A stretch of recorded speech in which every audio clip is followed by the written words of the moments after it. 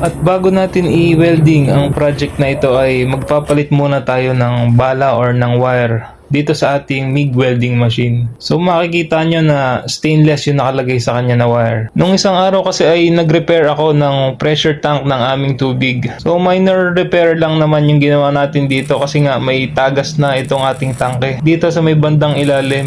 May katagalan na rin nga kasi itong aming pressure tank na ito. Kaya iyon, may mga naglalabasan na leak or butas. So yan, hanggat kaya pang i-repair, edi i-repair muna natin. At yan, ibabalik ko na yung steel na wire para naman dito sa ating tubular para sa isang quick project. So yun, sa mga beginner, mahalaga na alam natin kung saan nyari yung ating i-welding. So kaya tayo nagpalit ng stainless na wire ay dahil stainless din yung ating pressure tank. Bumili pa nga ako niya ng stainless na wire para lang ma-repair ko yung damage dun sa pressure tank. At balik na tayo dito sa ating mabilisang project na request naman ni Rona. Nakapaggawa na kami nito dati kaso kinulang pa sa dami ng sampayan ni Rona. Nasira na rin kasi yung binili namin na foldable na sampayan. At dahil nga foldable siya ay kusa na lang siyang tumutupi kapag maraming sampay at malakas ang hangin. So dito ko na rin kinuha yung mga bakal na gagamitin para gumawa ng bagong sampayan. So parang kinonvert ko na lang yung foldable na sampayan sa fixed na lang na sampayan.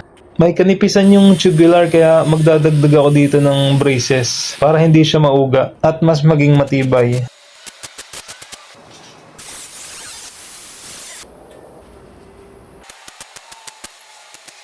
At ito nga nang mabuo ay pininturahan na ito ni Rona. Syempre para kontrakalawang at para mas tumagal yung sampayan. At nang matuyo naman ay nilagyan na ni Rona ng end cap yung mga dulo ng mga tubular para hindi makataga at para hindi bahaya ng mga insekto. At syempre para gumanda-ganda na rin ang itsura.